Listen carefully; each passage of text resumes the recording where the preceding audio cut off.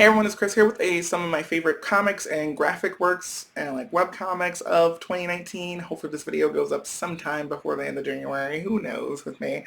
So we're just gonna jump into it. I really didn't even don't even know how many I wrote down in my notebook here. Just kind of the ones that popped out to talk about. Which one of them was Rock and Riot, which I reread every year, and I love it every year. So I'm not going to talk about it too much because I've talked about it on the channel a lot. But reread Rock and Riot like all through volumes, but volume 2 really probably was like the highlight of the year when I read it. The second time that I read it this year, I always read it. But yeah, that's one of my favorite webcomics. So here's what it is. That's always going to be mentioned at some point, just kind of how things are. Comics wise, let me talk about some of those really fast. Outsiders, I read the first five. I read several volumes of it. I don't know if I didn't write down a particular one to talk about, but the reason I read it was because of the show Black Lightning, which I got into in the last couple seasons of the show. The characters of Thunder and Grace are on that show, and they are in the Outsiders comics, and I just wanted to see how the relationship develops in the comic, which is so very different than what the show has been doing, but I found it really interesting, and also really enjoyed the team dynamic for the Outsiders a lot, so it was a pretty fun read. And so definitely have to mention that one. Gonna mention Fence by C.S. Pagat, I believe. But yeah, I read some more issues of Fence and really enjoyed that as well this year. This is a comic that I really enjoy. I feel like I've also picked up in the last several issues for me. I feel like the first volume of Fence, which I have, was like, okay, this is good. I'm enjoying the characters, but I'm waiting for more, and I got that more in issue 11 for me, which was a lot more queer, a lot more. There's a lot of queer side characters. A lot of these characters are queer, and it's really fun. I also getting more tension between the main character and his rival and things like that. It was just like it was getting exactly where I needed to be. Fence is a great story, but it's like such a slow burn for me reading it like this. It really, really is such a slow burn, but I'm really enjoying it. I also read some of the Dream Daddy comics because there's comics based off of the Dream Daddy games, and I really liked them. It made me actually buy the game, and I haven't finished a route yet. At least not a good route. I tried to play on I forgot the name of the character, maybe Damien's route or something like that. And I did not get the best ending, y'all. It kind of flopped. I kind of flopped. It kind of did not work out. But yeah, I'm going to probably play some more of those. I love games like those. Coming Out on Top is one of my favorite games ever. And like Dream Daddy has reminded me of that to some extent. And like Yearning or whatever the other game was that was like a queer um, interactive romance kind of game like that. I play a lot of games like that, so I was like very excited to play it after reading these first couple issues of that comic. And then there's Iceman Volume 2, which I read I think the first Iceman volume was on my list last year, unless I'm wrong. It might have been.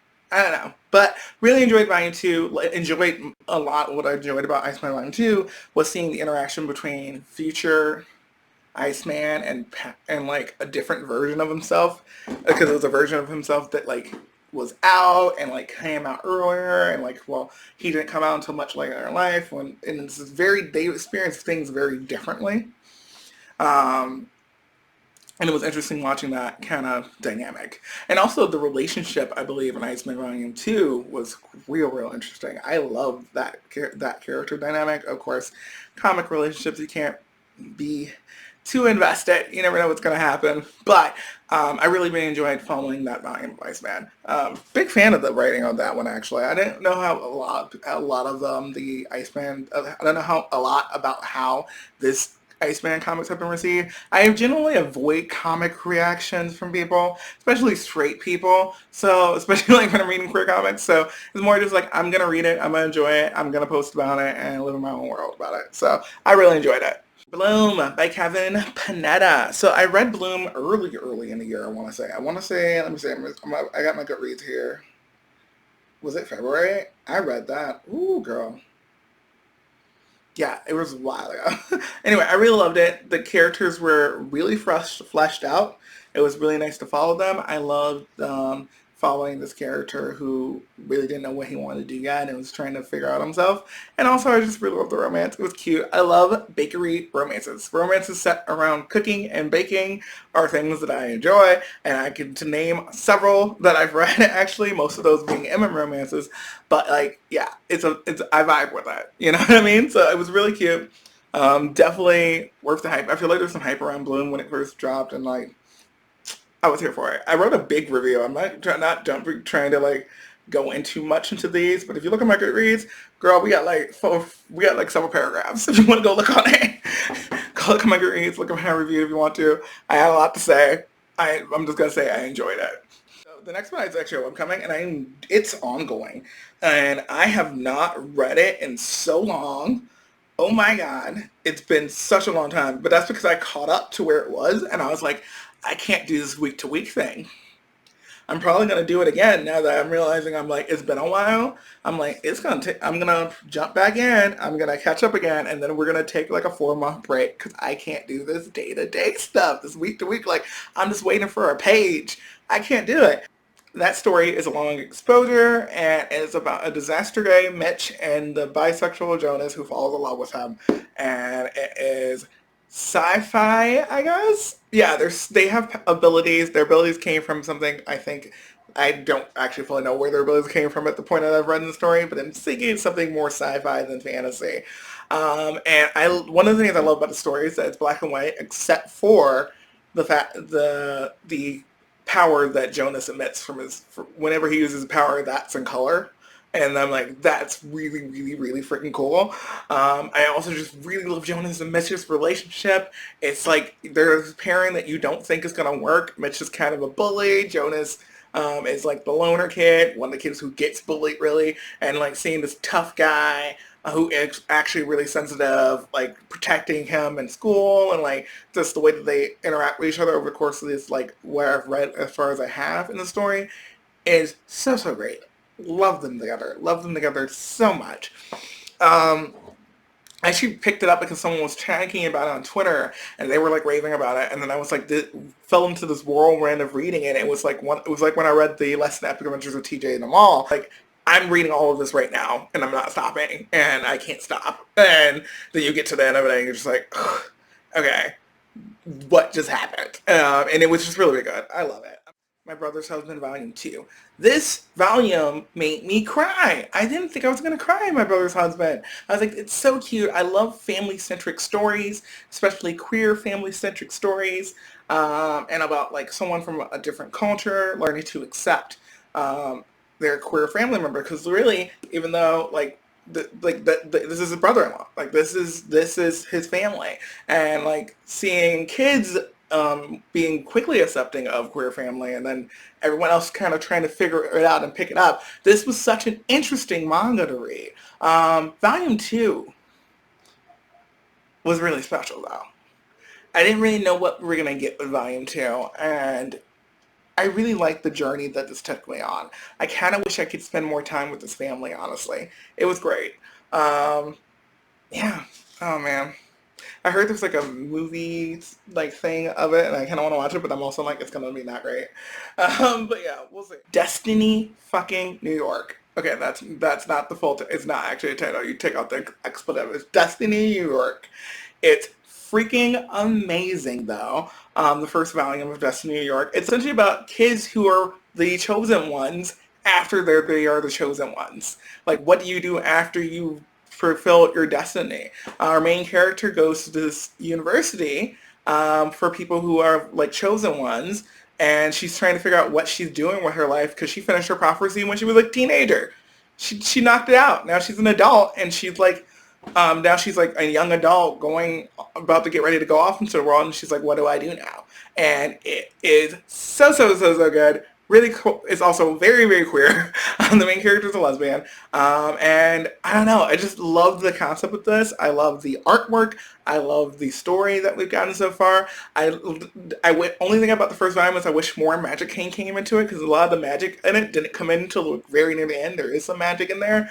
I mean, of course, there were going to be. You were listening to all these prophecies that her friends have that she's in school with. A lot of them haven't finished their prophecies yet. And like, you know these things are going to come about at some point. But really, I think what I loved about it the most was the ending of that first volume, because it set up something so very interesting for the next volume, which is, I think, out now or coming out this year. I don't know. It was either like most anticipated list for this year or like it just came out or something like that. I have like a bunch of lists everywhere, but I'm going to be reading that.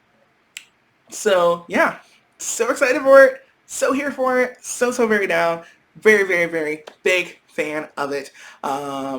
And will, like, oh my god, I feel like I didn't rave about this enough when it came out. I really should have done like reviews. I should have done my thing, because I know I loved it so much. It was so good, so good. I read it during one of the big Biblio games, and that's why I think I didn't have time to do all like a big thing for it, but I did write a pretty big review on Goodreads. I didn't do like a blog thing or anything like that, but it's absolutely just one of my favorites of the last few years, pretty much. It was great.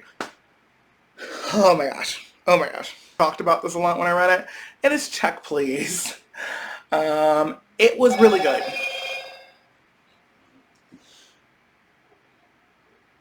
Cool. Just got my shifts changed. I don't have to close tomorrow. Anyway, it is Check Please, and I love this so much. I'm always like on the, like, when it comes to like queer books that have sports things in them, I was like, is this gonna work for me? And usually it does, but sometimes they really flop, especially in MMO romances for me. But this one was so interesting. Like, I know nothing about hockey, y'all. I don't know much about hockey at all. I really don't. Maybe I know a few things, but like, oh no, not really. But that didn't really matter for this. This is about a cool queer kid who loves to ice skate and went to the school for a hockey scholarship because that's what they had, and he likes to bake, and it's about him and his teammates, and it's hilarious. It's fun. It's so much fun. And there's a little bit of a queer romance in it, which I think it's going to be so much more in the second volume. It has to be. But like, I wasn't waiting for that the entire time, really. I mean, I was, you know, I was waiting for the gay. I'm always waiting for the gay. I'm like, I'm not a slow burn person. I mean, not all the time. Sometimes I can do a slow burn, but most of the time I'm not a slow burn person. So, but this was a slow burn. But it didn't even matter, because I love the characters so much. So good. Yeah, oh, and the artwork. So pretty. Such pretty artwork. Oh, the closet. Oh, gosh. Okay, anyway. Chris is ready for volume 2. Chris is probably going to buy volume 2. I think it's in my cart on Amazon. I just haven't bought it yet. Y'all, there's too many releases. There's too many releases, or like pre-ordered, or whatever I had to do. I literally have like a bunch of pre-orders on the cart. I have a lot of things over here. I'm like, am I doing this right now? Probably not, but that's the problem. Alright, yeah. But it's just, I love it. I love it so much. And yeah, that's going to be it. I think I mentioned everything I even wrote down, which I wasn't really planning on. Let me see. I have lost the whole page, and there's a thing in it. So how did you do that, Chris? I don't know.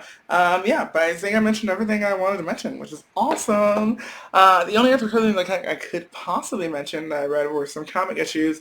Heavy Vinyl, which has a volume 2 coming out this year. I just found out. Super excited for that.